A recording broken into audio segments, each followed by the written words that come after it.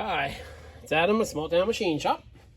So today's little project, as you remember in that last auction, I got these two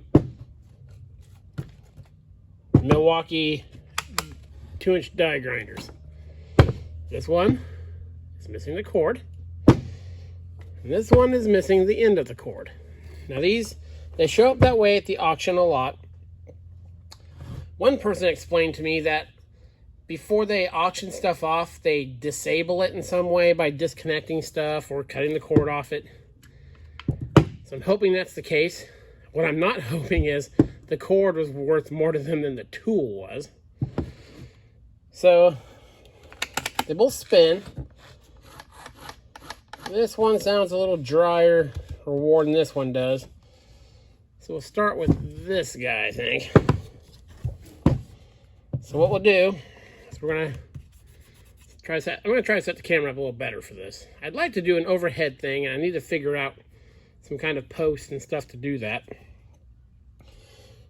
But I paid 20 bucks for both of them, so $10 a piece. So hopefully one of them works. Only one of them had the nose collet, but you can get these at e-replacement parts for like $7 or $8. So, by the way, I don't have any affiliation with them, but e-replacement parts is a good place to get. That's where I got the parts for the Milwaukee bandsaw, a lot of the parts for the 14-inch bandsaw. They have a wide selection of parts for everything. So I'll get the camera repositioned, and we'll swap the cord out on this guy and give it a quick little inspection. And hopefully we can get at least one of these running. Two of them would be cool. But if we get one of them going, we'll go from there. So let me move some stuff around and I'll bring you back. Okay, so we're set up now. I'm behind the camera looking through the viewfinder. So hopefully this works out well. First thing we gotta do is remove these screws.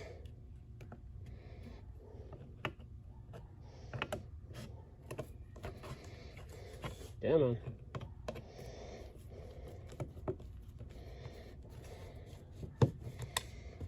Coming up nice and easy. We'll assume we'll have to remove all three.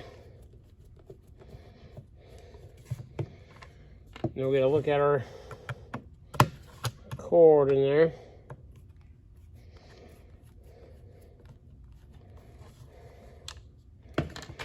Okay, here.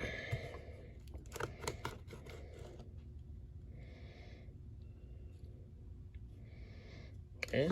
Well, that's fairly straightforward. Let's see here. Let's pop this guy out.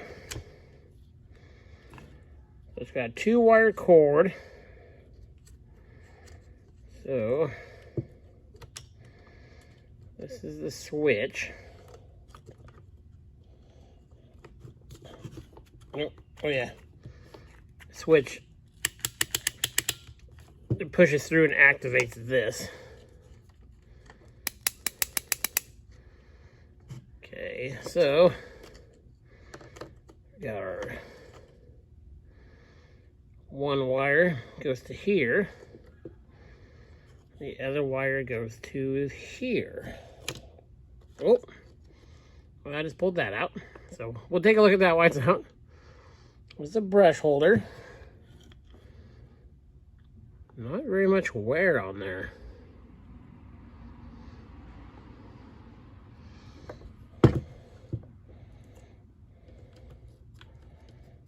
Nice, got a nice spring tension action. That's a nice brush holder. Then, so that's the neutral side. I don't see where anything else was hooked up, so that's good. The other side.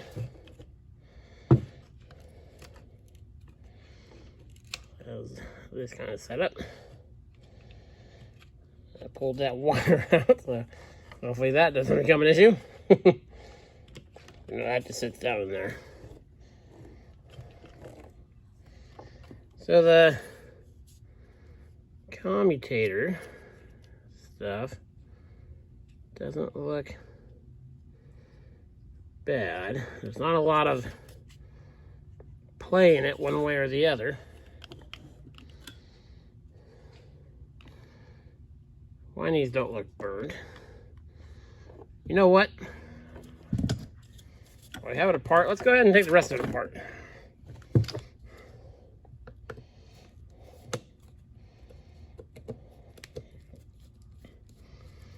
Just intending to replace the cord, but oh well, let's see what's inside of it. Nothing else. Get a quick look. It looks fairly simple to take apart and come together. This is typically not going to be the kind of thing that has a whole lot of springs and stuff in it. So, hopefully, take these screws out.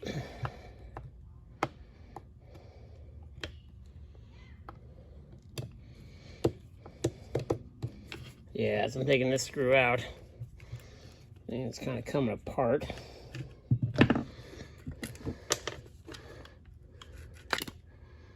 Okay. So there's all the electrical stuff. That looks, no burn spots. The wires don't look that discolored. Clean in there. There's not a lot of debris. There's a rotor assembly. Bearing on the end there.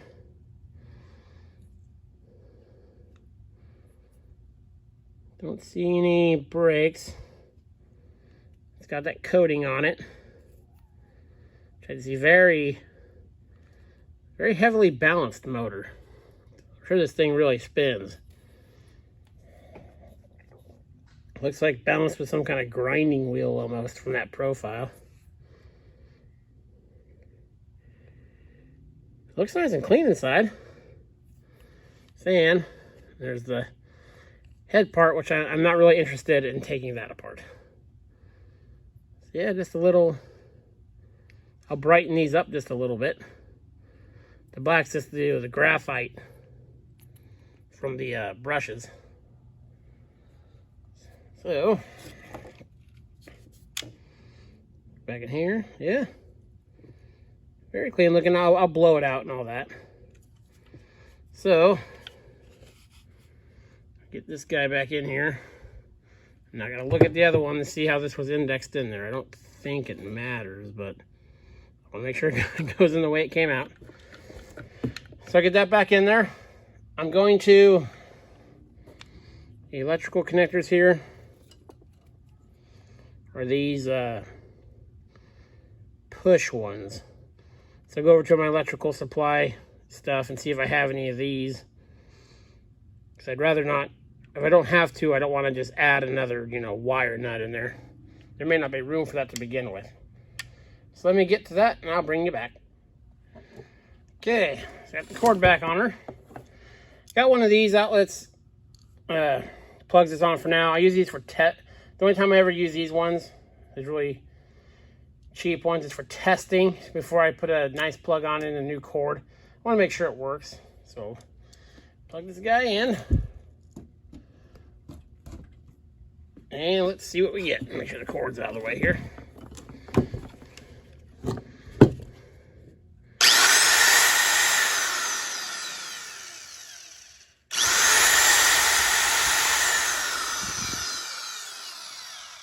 Sounds good.